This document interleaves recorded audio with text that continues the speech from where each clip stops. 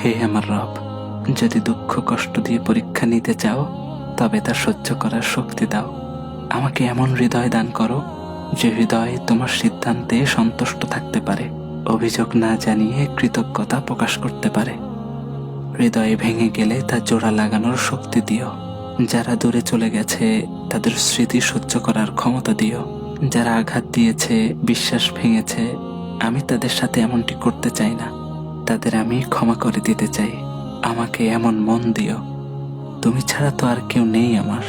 এই পৃথিবীর কোনো মানুষই আর বুঝতে পারে না হৃদয়ের গোপন ক্ষতগুলোর রক্তক্ষরণ।